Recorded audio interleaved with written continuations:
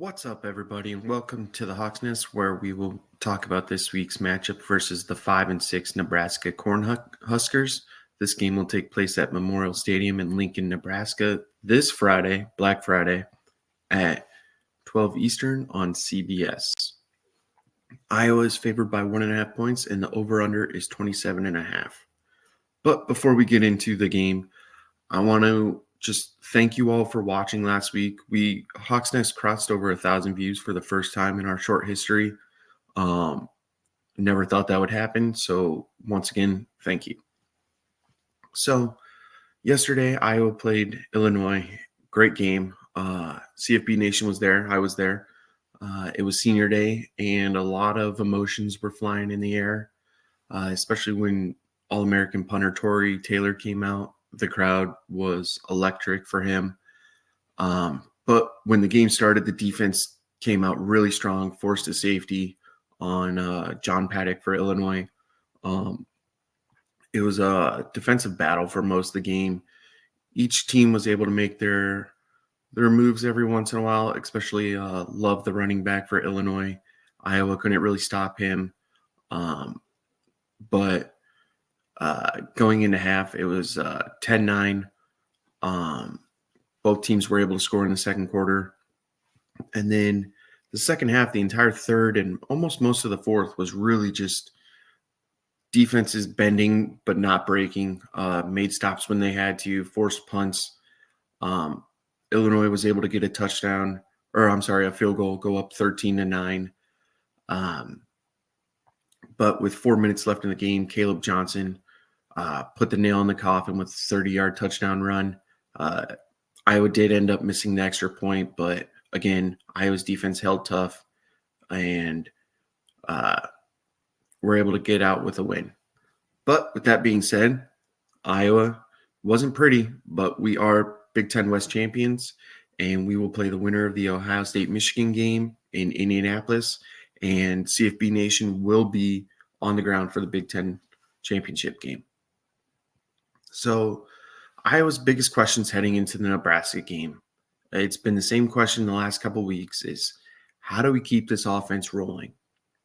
Over the last couple of games, I think Iowa has over 700 yards offensively combined, which if you've been paying attention this season, that's a lot for Iowa.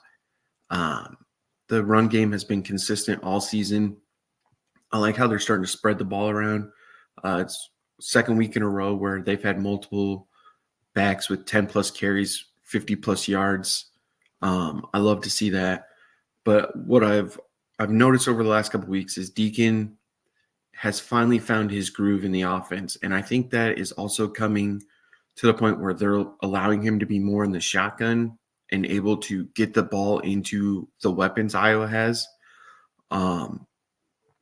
instead of more pro-style under center.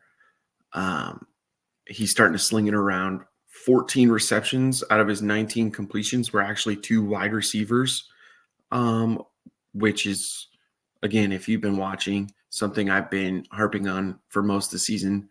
Iowa loves their tight ends, tight end you, but at the same time, you got to spread the ball to your wide receivers. And with this new groove of the offense, Caleb Brown has emerged as a stud over the last couple of weeks. He had 7 receptions last night for 70-plus yards. And the week before that, I believe he had at least 5. So he's really starting to make a name for himself. So this week, some matchups to watch. It's going to be, first and foremost, Iowa's front 7 versus Nebraska's run game. Nebraska has 7 players. Yes, I said 7 players that have rushed for over 120 yards this season. They love to hand the ball off to multiple people, including receivers on end arounds. The team as a whole has over 2,000 yards rushing and 16 touchdowns. And to kind of dive deeper into that, it is going to be a lot on who I believe should be All-American linebackers, Jay Higgins and Nick Jackson, especially when it comes to quarterback runs. all three of Nebraska's quarterbacks are very mobile in the pocket. I'm going to hit on a couple of them. Their leading rusher is a quarterback who has almost 500 yards rushing, 7 touchdowns. Chuba Purdy last night for them ran for over 100 yards and a touchdown.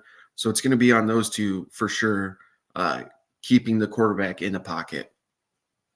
And the second matchup, it's going to be Iowa secondary versus Nebraska's passing game. Nebraska's passing game has been their Achilles heel all season, even worse than what Iowa's passing game has had.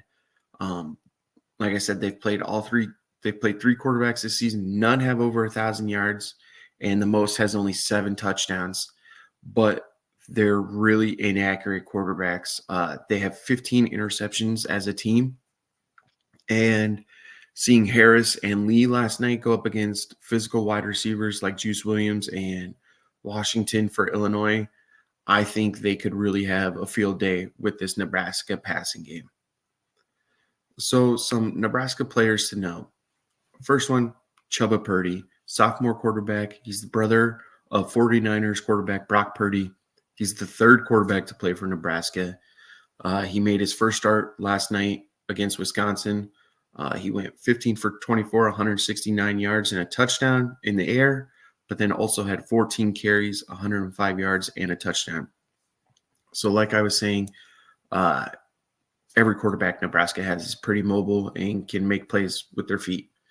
The second one is Heinrich Haarberg. He is also a sophomore quarterback, and I have him on here because Harbaugh could have played last week, but they decided to hold him out one more week. If he's healthy this week, he will most likely be the quarterback, but just in case, I thought I'd throw in Chuba there too. He leads the team in passing with 967 yards and 7 touchdowns, but he also has 7 interceptions. But he also leads the team in rushing for a quarterback, leads the whole team, which I thought was surprising. He has 20 more carries than the top running back for Nebraska. So on the year, he has 120 carries for 477 yards and 5 touchdowns. The next player is Jamari Butler. He is a sophomore linebacker for the Cornhuskers. He's more of an edge rusher than in the middle kind of linebacker. He has 30 tackles on the season, but he leads the team with 5.5 sacks. And the final player is Isaac Gifford. He's a junior safety. He can play back in coverage. He can play up in the box, but he is in on almost every single play in some way, shape, or form. He leads the team with total tackles, 75, which is 30 more than number 2 on the team. So that just shows you literally in almost every single play. And he has 1 pick on the season. So with that being said, it is prediction time. And every single year Iowa's played Nebraska, it's always been a 1-possession ball game. Sometimes last play of the game decides it. So I kind of went off history there.